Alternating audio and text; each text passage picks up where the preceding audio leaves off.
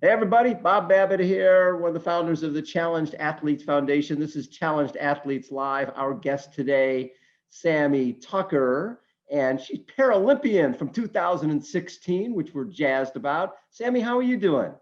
I'm doing fantastic. It's even better to be here with my Challenged Athletes Foundation friends and family. You guys have been a huge part of my career. So growing up, were you sporty? Were athletics part of your life? No, I mean, not in the traditional like school athletics. I grew up on a ranch in like a border town, the Pine Ridge Indian Reservation. So we ran a functional ranch, and I rode my horse to school, one-room school on the prairie. And so my athletics was more like flipping cows and flipping bales and hauling 50-pound bags of feed around. That was my athletics. So no, I was never in really organized sports much. I tried out for basketball in high school, which I didn't know what I didn't know. You don't start basketball in high school. Right. So I was a really great bench warmer. So in high school, what was your feeling about yourself when you were in high school? So I was reading that you weren't that excited about who you were at that point. No, I wasn't excited about life at all. I had a lot of emotional, physical, and sexual abuse growing up. And so my self-identification was very, very low. I graduated high school and left the state, went to Tucson, Arizona, and within a month I was a meth addict and trying to commit suicide. And life in my perception was pretty awful and not really worth living. And I felt that way for decades. I was on antidepressants for decades, and even though I had a successful Air Force career, I was never happy. I covered it all with a smile, and nobody knew, but I was miserable, absolutely miserable. It's funny how sometimes the worst moment of your life, like having a motorcycle accident when you were angry and you got on the motorcycle, and this is about 2010, how that worst moment of your life somehow ignites a fire that changes your life for the better. Talk a little bit about just the accident itself and what came out of it. Yeah. So my kids were out of the house, and I was looking for, I'm going to be honest, Bob, I was looking for a really honorable way to die. And so I had been working for the military most of my life, and I had the opportunity to get assigned to an active duty unit and embed with them and train with them as a civilian to go to Afghanistan. So my whole goal was to maybe I wouldn't come back alive. That was nothing I shared with anybody else. And it was at that point in my life where I was fighting with my husband, and I just, God, I hated life. I just hate everything that could go wrong was going wrong.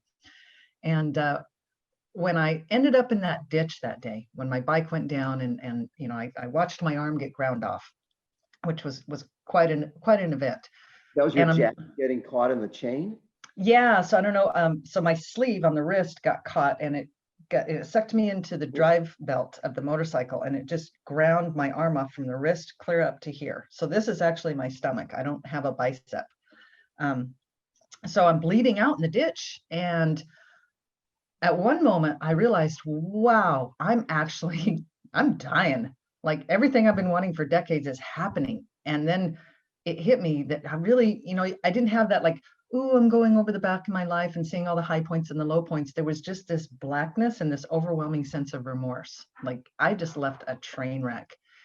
And, it got hard to breathe, and I was getting tired, and I was just bleeding out. My artery was gone. And I realized that my next breath might be my last breath, like literally. And once I had that realization, I just surrendered to death. And the neat thing is, Bob, when you surrender to the past, or you surrender to pain instead of fighting against it and pushing it and being angry at it, it tends to dissipate and disappear. I didn't fight it anymore. It's kind of like, it's like pushing water. When you stop pushing water, you can just float down the river and you don't drown. And in that moment, I was able to see my past clearly and realized that my past was me having a habit of believing labels and identities and reliving traumas from my childhood every day, moment by moment by moment. So I couldn't ever see what was good in front of me because I was always focused on what was wrong. Have you ever noticed days that like when something goes wrong, another thing goes wrong, and another thing goes wrong, another thing goes wrong, and it just keeps happening? And when you're like, all right, switch your mood, and you're in a happier mood, well, then you can see the good things that are happening in life. And in that ditch, I realized, oh crap, I did this. Like, I'm not a victim. I have programming and I have habits that have created this whole moment. And I really believe that my higher self put me in that ditch, and I had that near-death experience to wake me up. But the thing is, people don't need a near-death experience. Just take a step back, stop resisting the pain and the suffering and the fear in life. Give into it, feel it, and just let it go. And from that moment on, I realized that everything in life is kind of like a stick. A stick has two ends. Yeah. And on this end is love, peace, joy, ease. And on this end is fear, shame, guilt, anger, anxiety. And every other emotion is in between those 2 points. So it's imagine that stick was magnetized, and it would always point wherever you're looking.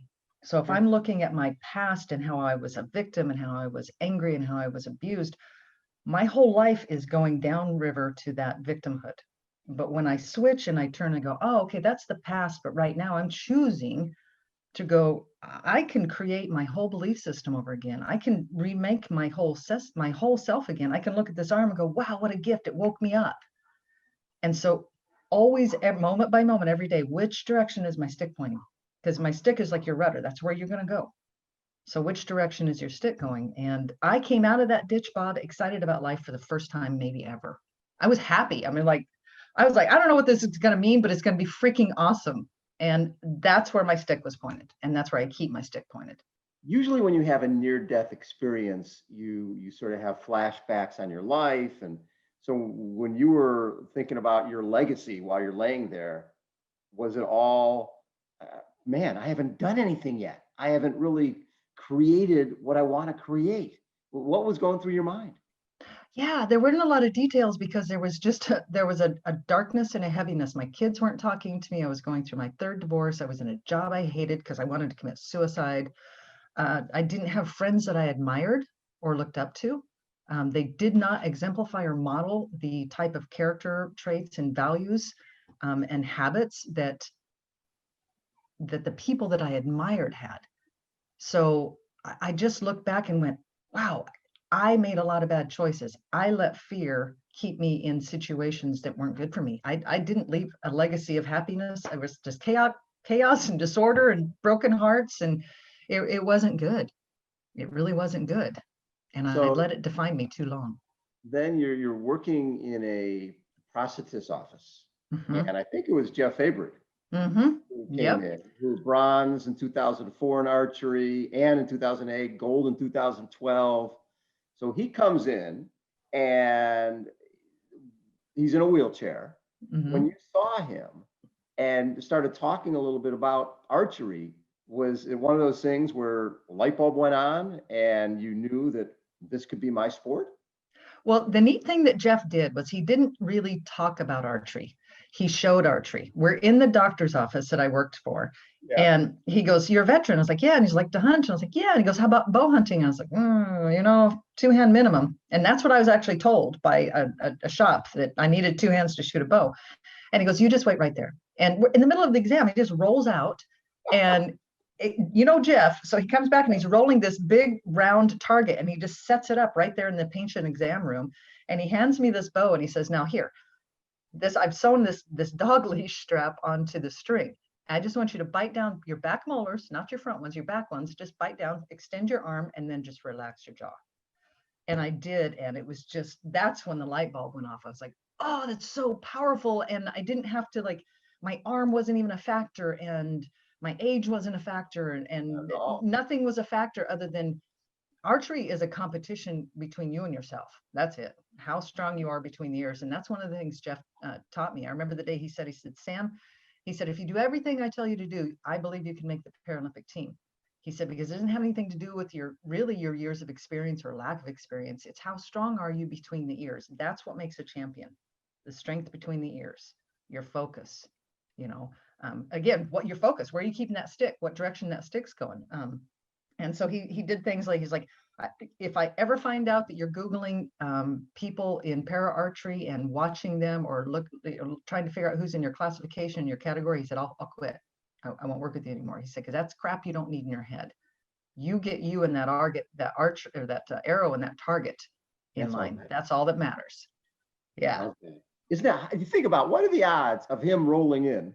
Right, Your right. office, right? The odds on this guy, a gold medal archer, rolling in and basically giving you a roadmap Yeah. to the next part of your life. So this was what, 2015, something like This that? was late. This was like mid-year 2014, 14. probably around May or June, I think.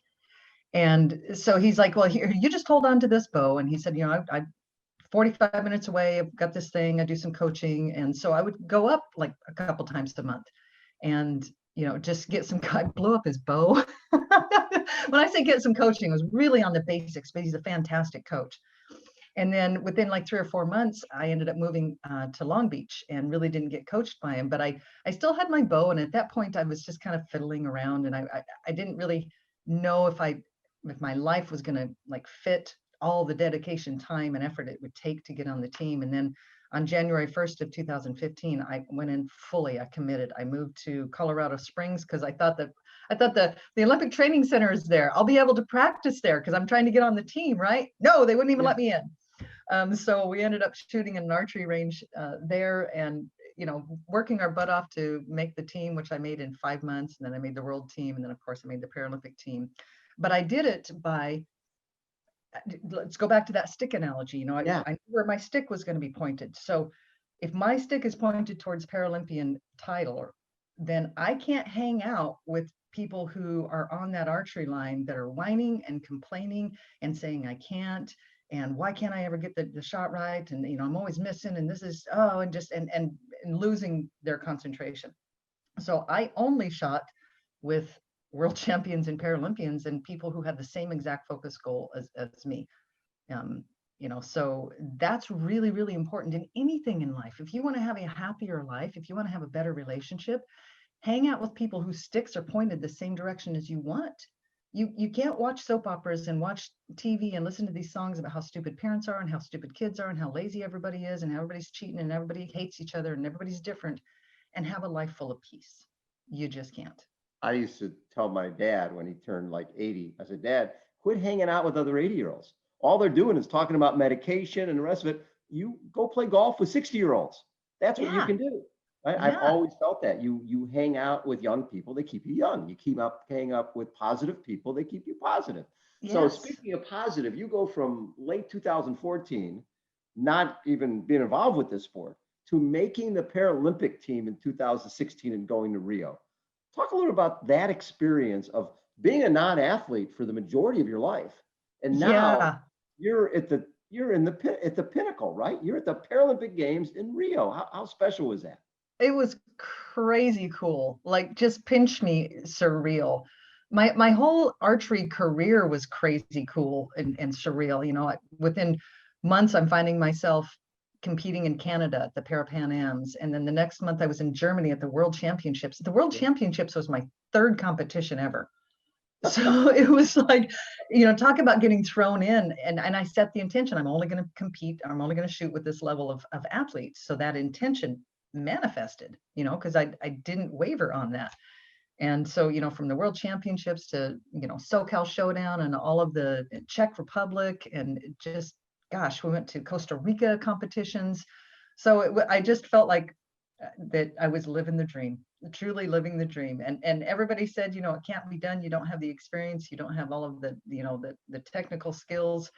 And, you know, Bob, I didn't have a life for 16 months, 19 months. I didn't have friends. I didn't socialize. I just shot that bow and made the bow that I was shooting the most important bow of my life. Or the arrow, the most important arrow of my life. It was absolutely fantastic. And to be in Rio, I got to tell you, the people there were amazing, Bob. I don't know, did you get a chance to go? Oh, unbelievable. I felt there was a bond that they didn't have at the Olympics because the people are challenged in Rio, right? Financially, there's a lot of financial hardships. I think there was a relationship between the challenged athletes participating and the crowd that you could have bottled up that energy because everybody was supporting each other. I thought it was really an incredible place to be.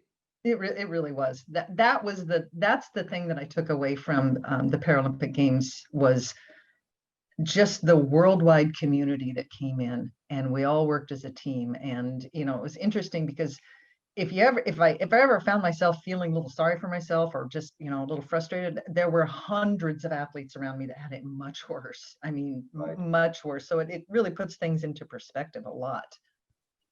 Talk a little bit about your relationship with Challenge Athletes Foundation. When did you connect with us and Operation Rebound? So I was in Colorado, and I had a little kid's camouflage hunting bow that wasn't even legal to shoot if I made the team because it was camouflage.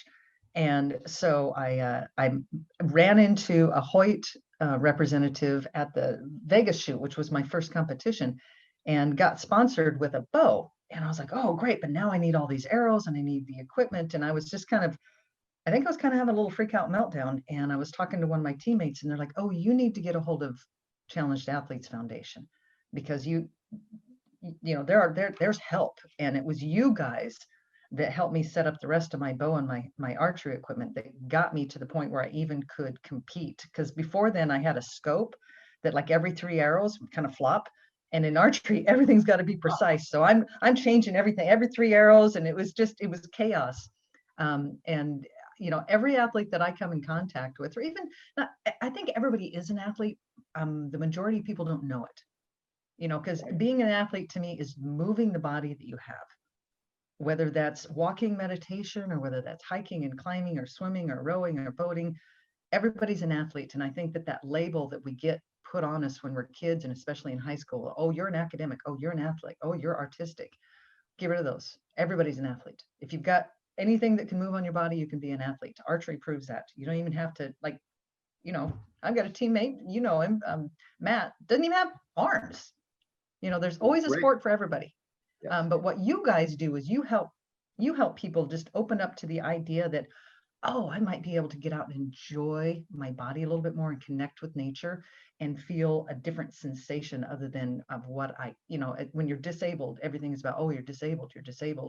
And it just changes the whole energy of how you are and who you're being when you can get out there and express yourself physically. So how do you shoot? You still use your teeth? I went actually back to the teeth. I shot in the Paralympics with a shoulder harness that we modeled up, and it had a bar here with a release, and and let me tell you, Bob, keep it simple. Yeah. And with that, there were too many parts to break down, and it was a consistent pain in the tush. So I went back to the teeth because now it's just a climbing rope, and I bite down between my molars, and it's so much easier, so much more accurate even. But yeah, I shoot with my teeth. It's simple. Just right down on these back molars. These are the strongest muscles in your whole body. And as long as you place them properly, it doesn't even really strain. So it's my dentist hates it, but Are you planning Tokyo? I am not. I shoot for fun now. I don't shoot for competition. I support those that I know and love that are in the sport. It was a grueling 19 months, and I am moving on to other endeavors and experiences in my life. So I'm doing a lot of yoga, getting into Qigong, getting into some energy medicine, still challenging and pushing myself and mental and physical limits. So Are you coaching? Nope. I do get a lot of questions sent to me. Hey, how do I set up a mouth tub? Hey, how do I do this? What are your opinion on shoulder harnesses? So, from older vets to, 7-year-old kids' parents contacting me. And I always love that. And, I'm willing to help out anybody that I can. But yeah, I haven't taken up coaching. So It's interesting. A lot of times I ask people what's, the lowest moment for most people would be being in that ditch and, then coming out of it and rising from the ashes. But for you, the ashes were earlier, right? You had a lot of trauma in your life leading into that, and that moment was a moment that turned your life around. Do you look at that sometimes and go, I can't believe that my defining moment was laying in a ditch after a motorcycle accident, and right before that I was hoping to somehow die, and then while I was laying there I realized I have a lot to live for. yeah, I realized I didn't even know what I had to live for. I just knew I hadn't lived.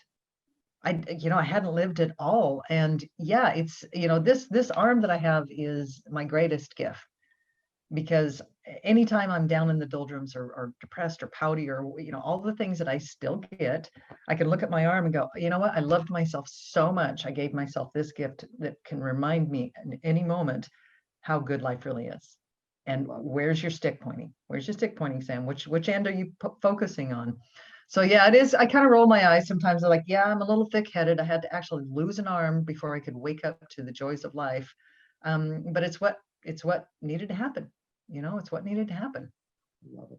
Sammi, thank you so much for taking so much time. We love having you part of the CAF family. It's great to have somebody who's in archery. And were you the first woman at the Paralympics to compete for in the US open compound archery? Yes, I was the first woman. In open compound archery. So you have the recurve bow and you have a compound bow.